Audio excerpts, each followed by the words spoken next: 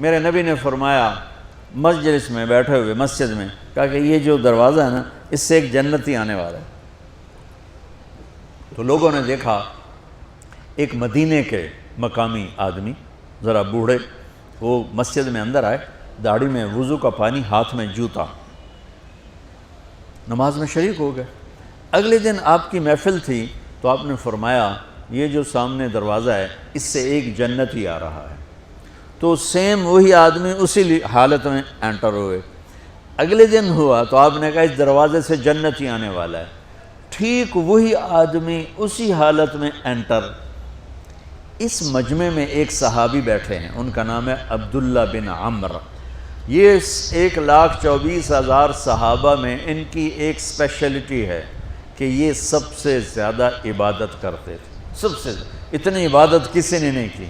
ساری رات نفل پڑھتے تھے، سارے دن کا روزہ رکھتے تھے، اور دن رات میں ایک قرآن ختم کرتے تھے۔ کوئی ہمارے جیسا اول تو کر نہیں سکتا، کرے گا تو چوتھے دن پاگل ہو جائے گا، دماغ خشک ہو جائے گا، اور انہوں نے نبھا کے دکھایا۔ رات پوری تہجد، دن پورا روزہ، اور رات اور دن میں ایک ختم قرآن۔ اب ان کو خیال آیا کہ یہ بابا جی مجھ سے بھی زیادہ عبادت کرتے ہیں، جو ان کو یوں ڈائریکٹ جنت کی بشارت ملی اور مجھے نہیں ملی، تو میں دیکھتا ہوں یہ کون سی عبادت کرتے، کیا یہ ساری رات سجدے میں پڑے رہتے ہیں، رکوع میں کھڑے رہتے ہیں، قیام میں کھڑے رہتے ہیں، کیا کرتے ہیں؟ تو ان کے پاس پہنچ گئے، چاچا کوئی تھوڑا والد صاحب کی ناراضگی ہے، دور رہنا چاہتا ہوں، 2-3 دن ٹھہر جاؤں آپ کے پاس؟ ہاں ہاں ہاں بیٹا آ جاؤ آ جاؤ آ جاؤ۔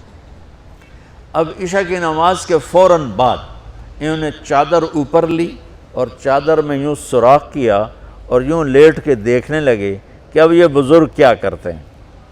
بزرگ تشریف لائے، سرانے پہ سر رکھا، اللہم بسمک اموت و احیا، سونے کی دعا پڑھی، اور تھوڑی دیر بعد خراٹے تھے۔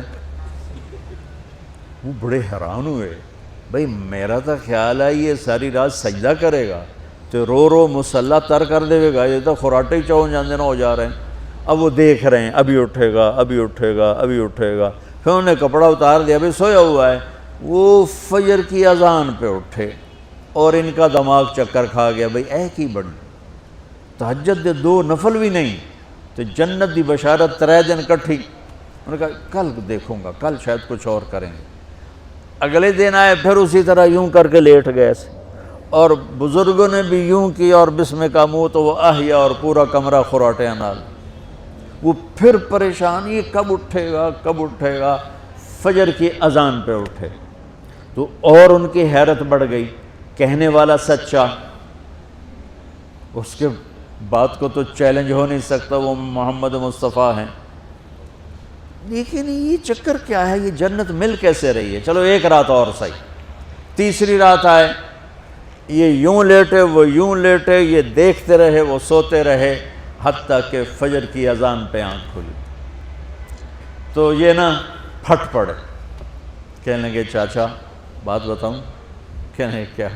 کہ میری کوئی جھگڑا نہیں تھا ابا سے، میں نے 3 دن مسلسل تیرے بارے میں سنا جنتی آ رہا، 3 دن تجھے اللہ کے نبی نے بشارت دی جنتی ہے جنتی ہے جنتی ہے، لیکن میں اس بات پہ حیران ہوں تو ساری رات سوتا رہتا۔ اس زمانے میں منافق بھی تہجد نہیں چھوڑتے تھے، فرض نماز تو فرض نماز ہے، منافق بھی تہجد نہیں چھوڑتے تھے۔ تو کہنے لگے کیا کرتے ہو؟ ساری رات تو سوتے گزار دیتے ہو، کیا کرتے ہو؟ کہنے لگے بھتیجے جو تو نے دیکھا ہے یہی کرتا ہوں۔ اب یہ پریشان ہیں کہ اللہ کے نبی کی بات کو تو چیلنج ہو نہیں سکتا، اور جس کو بشارت دی ہے انہوں تے فٹ نظر نہیں آ رہی کہ کیسے تو نفل آج کہ نیک لوگ تہجد نہیں چھوڑتے۔ تو کہنے لگے اچھا چلو اللہ نے ایسا ہی، اللہ کی مرضی اللہ کے نبی کی مرضی۔ یہ 4 قدم چلے تو آپ سننا، کہا بھتیجے ادھر آؤ، کہا بیٹا ادھر آؤ، آ گئے۔ کہنے لگے اب تمہیں اصلی بات بتاؤں، اب تمہیں اندر کی بات بتاؤں؟ انہوں نے کہا کیا ہے کیا ہے؟ اب وہ تیار ہو گئے کہ یہ کہیں گے میں 3 دن بیمار تھا اس لیے میں اٹھ نہیں سکا، ورنہ میں تو ساری رات سجدے میں گزارتا ہوں، میں تو ساری رات روتے روتے گزارتا ہوں، تو 3 دن میں بیمار تھا، میرے پیٹ میں درد تھا، میرے سر میں درد تھا، تو میں اٹھ نہیں سکا، ورنہ تو دیکھتا تو حیران ہو جاتا میری رات کیسے ہوتی۔ لہذا ہاں جی جی جی، تو کہنے لگے مجھے دیکھو یہاں ہاتھ رکھا، کہ یہ جو دل ہے نا، دل اس میں دنیا کی کسی انسان کی نفرت نہیں ہے، اور جب اللہ کسی کو کوئی رزق دیتا ہے تو مجھے کبھی حسد نہیں ہوا، مجھے خوشی ہوتی ہے۔ تو ان کی جو باڈی لینگویج تھی نا، حیرت میں ڈوب کے وہ کہتے ہیں ہاں بات ہے سمجھ آ گئی یہی سے، انہوں نے ایسا نہیں کیا، وہ کہنے لگے ہاذا ہوا، اچھلے اپنی جگہ سے، ہاذا ہوا، یہ چاچا اب سمجھ میں آ گیا، سمجھ میں آ گیا، یہی ہے جو آپ کا سینہ اللہ نے پاک کر دیا ہے، اس پر آپ کو جنت ملی ہے۔ یہ صرف تہجد تے نفلاں تے انج سوکھی نہیں لبدی، یہ جو آپ کا سینہ پاک ہے۔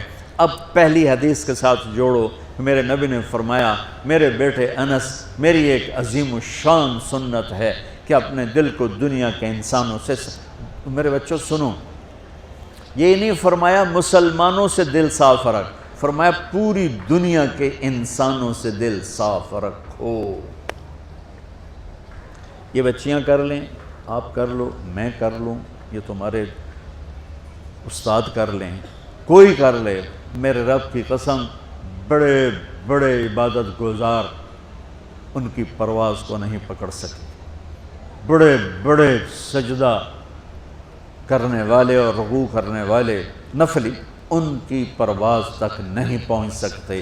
ایک اس وجہ سے کہ یہ عظیم الشان سنت ہے، ایک اس وجہ سے کہ اس کے کرنے والے بڑے تھوڑے ہیں، ایک اس وجہ سے کہ یہ مشکل بہت ہے کہ آدمی کو خود ذبح ہونا پڑتا ہے تب جا کر یہ چیز ہاتھ میں آتی۔